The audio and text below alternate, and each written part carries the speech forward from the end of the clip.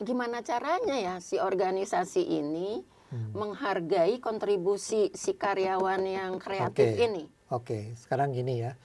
Eh, Tadi kan aku udah bilang ya, aku pertama di Jepang ya, Jepang. kemudian di India.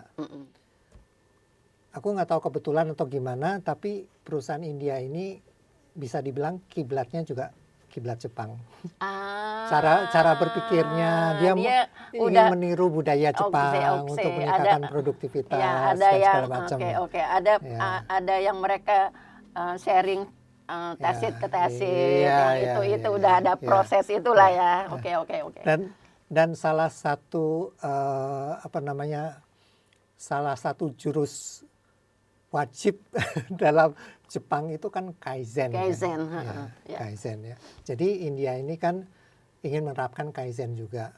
Dan menurutku Kaizen juga oke, bisa. Karena Kaizen kan intinya orang yang bekerja itu secara pelan-pelan membangun pemahaman tentang alat kerjanya, lingkungan kerjanya, dan bagaimana memperbaiki semua itu untuk meningkatkan produktivitas. Dalam waktu yang lama ya, sustain. Cuman Mbak, ini pendapatku pribadi ya, yang Jepang tidak utarakan dan yang India nggak tahu atau nggak mau tahu, dan yang selama aku berkecimpung di dunia manufaktur, yang mungkin aku kurang pergaulan atau gimana, nggak pernah dibahas sisi lain dari Kaizen, yaitu namanya Hansei.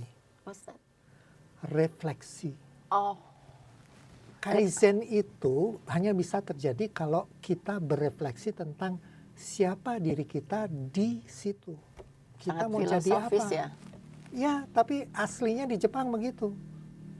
Karena dulu kan pernah ada, ya aku nggak tahu ya, Mbak pernah baca apa enggak. Kaizen itu ketika perusahaan Jepang pada susah gitu ya, setelah Perang Dunia Kedua dan seterusnya, mereka harus bangkit dengan meningkatkan produktivitas dan segala macam kan.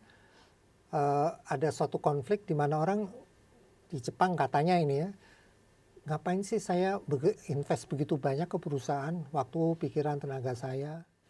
Nah, tapi dari pemikiran ini muncul lagi pemikiran lain bahwa ya itu kan hidupmu.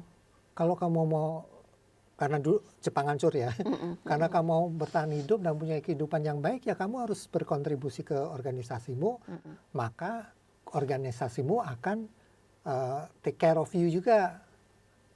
Gitu. Nah, dari pemikiran itu, orang itu mulai sadar ketika saya datang ke pabrik, saya ini bukan hanya sekedar menjalankan alat.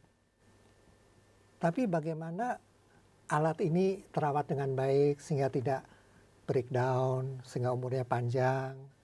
Ya, jadi mencintai pekerjaannya ya, dari A to Z. Jadi dengan jiwanya disumpahkan ke situ.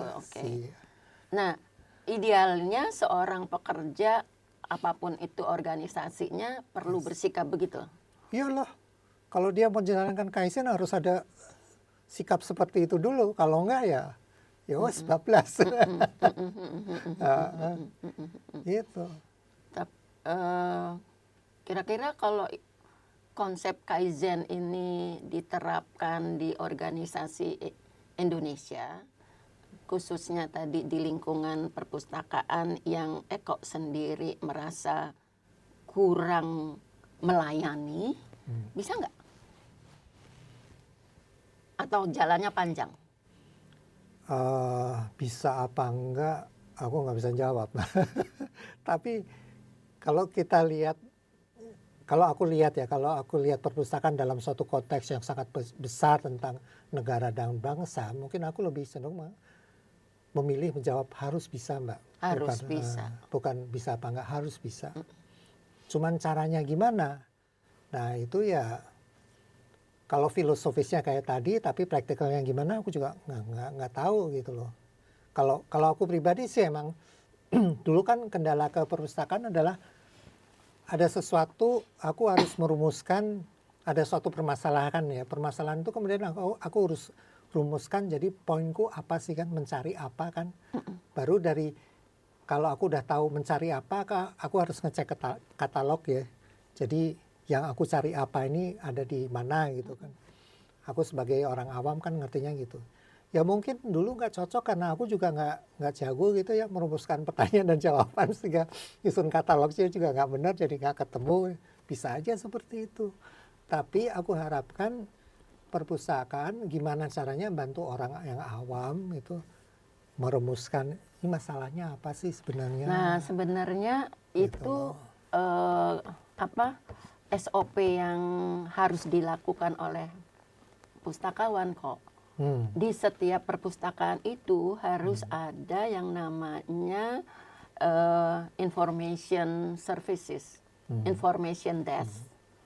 Jadi pengunjung yang tidak tahu, karena kan dia belum tahu sistem kan, terus pergi ke meja itu, nah si pustakawan yang jaga itu harus probing apa yang bisa dibantu, mau mencari apa, untuk kepentingan apa, apakah literaturnya dalam bentuk buku atau artikel atau data industri, harusnya gitu kok.